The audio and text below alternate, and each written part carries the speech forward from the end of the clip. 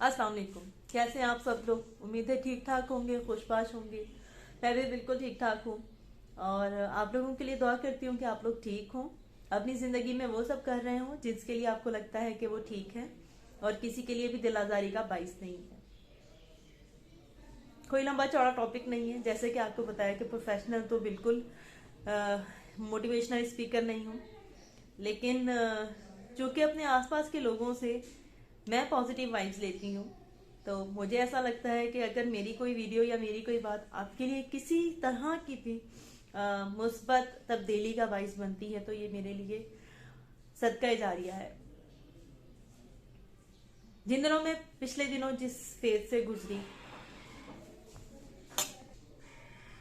पिछले दिनों मैं जिस फेज से गुजरी तो मुझे ऐसा लगा किसी वक्त मायूसी के वक्त में कि अल्लाह ताला ने शायद मुझसे मेरी हिम्मत से ज़्यादा इम्तहान ले लिए हैं। मुझे ऐसे लगा कि हर वो चीज़ जो मैं चाहती हूँ कि मुझे बगैर किसी परेशानी के मिल जाए, उसी चीज़ के लिए मुझे इंतज़ार करना पड़ता है, उसी चीज़ के लिए मुझे ज़्यादा दुआएं मांगनी पड़ती हैं। तो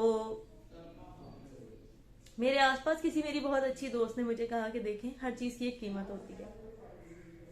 अगर आप चाहती हैं कि ज़िंदगी में आपने वो वाले ख्वाब अचीव करने हैं जिन ख्वाबों के लिए आप मेहनत कर रही हैं, तो यकीनन आपको कुर्बानी तो थोड़ी सी देनी पड़ेगी। तो फिर मुझे रियलाइज हुआ कि हाँ, वाकई कीमत तो होती है, हर चीज़ की कीमत होती है। अगर छोटी आसानी चाहिए तो छोटी कुर्बानी के लिए तैयार हो जाए। हर छोटी कुर्बानी, हर छोटी आसानी या हर छोटी खुशी वो आपसे मांगती है थोड़ी थोड़ी सी कुर्बानी, थोड़ा सा कंप्रोमाइज, थोड़ा सा सेक्रीफाइस। हो सकता है कि मेरे जुमलों में रब्त ना हो, लेकिन शायद मैं आपको अपनी बात समझा सकूं। लेकिन अगर मुझे अपनी जिंदगी से कुछ ऐसा चाहिए जो कि मुझे लगता है कि पहले अगर कोई ऐसी चीज मैं एक्सपेक्ट करती थी कि 10 लोगों में से मैं एक अकेली हूं जो वो ले लूं, तो मुझे बस उतनी ही कुर्बानी देनी थी जितनी कि उन 10 लोगों से एक लोग दे सकते हैं। लेकिन अगर मैं ऐसा चाहती हूँ कि मुझे वो चीज हासिल हो जो कि शायद हजारों या फिर लाखों में से एक मुझे मिले, तो फिर मुझे कुर्बानी भी इतनी ही देनी पड़ेगी। एक बात तो हमें जहन में बिठा लेनी चाहिए कि अल्लाह ताला हमें हमारी हिम्मत से ज्यादा नहीं आजमाता, लेकिन ऐसा नहीं है कि बगैर मेहनत और बगैर। अस्सलाम वालेकुम। चले आज एक बहुत छोटे से फार्मूले को बहुत सिंपल अंदाज से हल करते हैं। नहीं, ये कोई मैथ का फार्मूला नहीं है, नहीं ये कोई केमिस्ट्री का फार्मूला नहीं है, ये कोई फिजिक्स का फार्मूला भी नहीं है, लेकिन ये इन सबसे बड़ी चीज़ जिंदगी का फार्मूला है, या ये कह लूँ कि हमारी कामयाबी का फार्मूला है। अगर कॉपी पेंसिल आपके पास है तो एक चीज़ तो नोट डाउन करके रख लें और अपने घर में मौजूद हर हर जगह पे ये चीज़ लिख के लगा लें। इससे आपको ये होगा कि किसी भी चीज़ की कीमत अदा करते हुए आपको तकलीफ नहीं होगी, आप खुद तरसी का शिकार नहीं होंगे कि ये मुझसे नाजायज लिया जा रहा है। हर चीज़ की एक कीमत होती है, जानते हैं ना। कभी भी दुकान से आप कोई चीज़ बगैर पैसों के नहीं खरीद सकते। कभी भी आप किसी भी चीज़ की कीमत अदा किए बगैर उसको हासिल नहीं कर सकते। अगर आपने स्मार्ट रहना है तो आपने अच्छी चीज़ों से दस्तबरदारी की कुर्बानी देनी है। अगर आपने एक्टिव रहना है तो आपने अपनी नींद की और नरम गरम बिस्तर की कुर्बानी देनी है। अगर आपने अच्छा खाना बनाना सीखना है तो आपने गर्मी में खड़े होकर अपने आप को अच्छे ठंडे मौसम से दूर रखने की कुर्बानी देनी है। अगर आपने पढ़ना है तो आपने उस वक्त में आपने शायद बहुत सारी टीवी, बहुत अच्छी चीज़ें, बहुत अच्छे दिल को लुभाने वाली एक्टिविटीज़ को कुर्बानी देनी है। तो एक बात तो ध्यान में बिठा लें कि चीज़ जितनी बड़ी है उसकी कुर्बानी उतनी बड़ी है, कामयाबी जितनी बड़ी है उसकी कुर्बानी भी उतनी ही बड़ी है।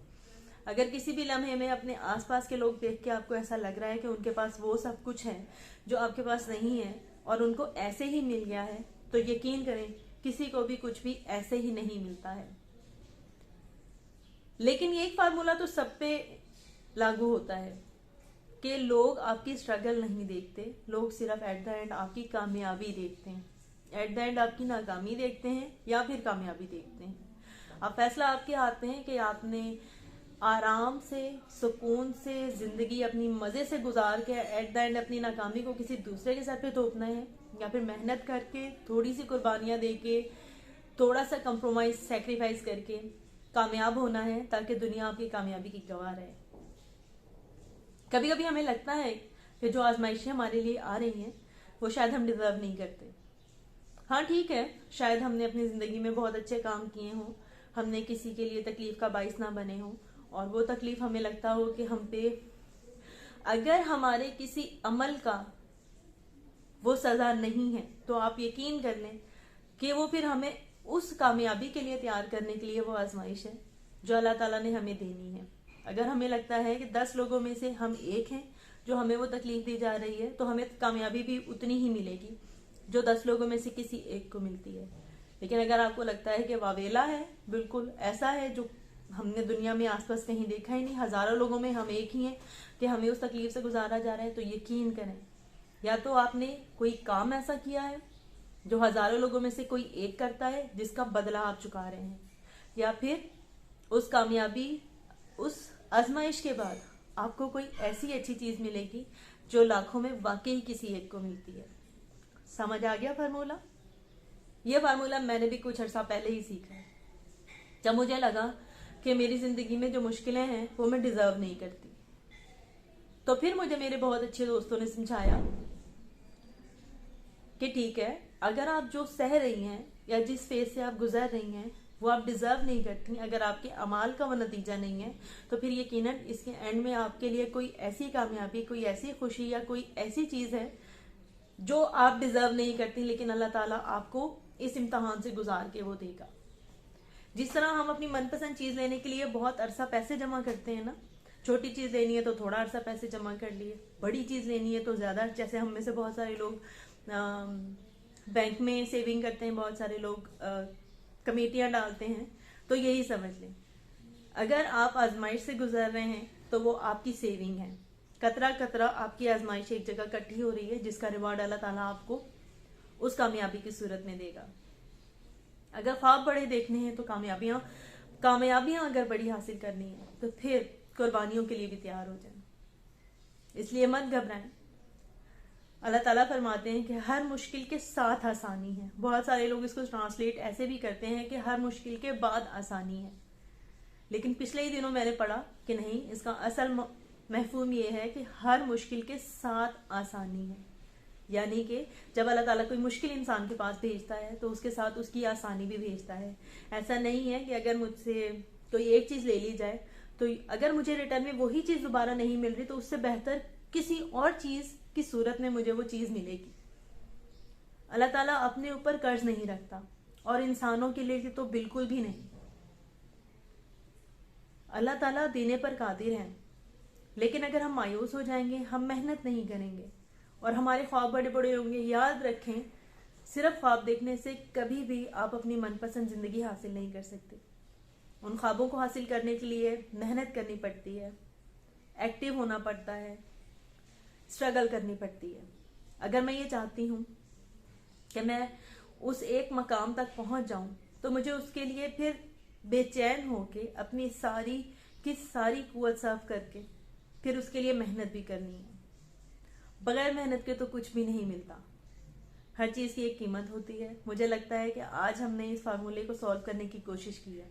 अगर मेरी वीडियो एक दफा में समझ ना आए तो अपने बहुत कीमती वक्त में से एक दफा फिर मेरी वीडियो देख लीजिएगा, ताकि जो मैसेज मैं आप तक पहुंचाना चाह रही हूँ वो आप समझ सकें। अपना बहुत सारा ख्याल रखिएगा और अपनी जिंदगी में कोशिश करें, अगर आप अल्लाह ताला से आसानियां लेना चाहते हैं तो लोगों के लिए आसानियां पैदा करें। अगर आप अल्लाह ताला की तरफ से नरमी चाहते हैं तो अल्लाह की मखलूक पे नरमी करें। अगर आप चाहते हैं कि अल्लाह ताला आपकी गुनाहों को, हमारे गुनाहों को, हमारी गलतियों को दरगुजर कर दे तो आप अल्लाह की मखलूक की चीज़ों को दरगुजर करें। अगर आप चाहते हैं कि आप तकलीफ से ना गुजरें तो आप अल्लाह ताला की पसंदीदा मखलूक यानी कि इंसान को दरगुजर करें, उनकी बातों को दरगुजर करें, अपने आप को देने वाला बनाएं, खुशी देने वाला, इल्म देने वाला, सुकून देने वाला, आराम देने वाला, आसाइश देने वाला। अल्लाह की मखलूक को खुश रखेंगे, अल्लाह आपको खुश रखेगा। अपना बहुत सारा ख्याल रखिएगा। अल्लाह निगहबान।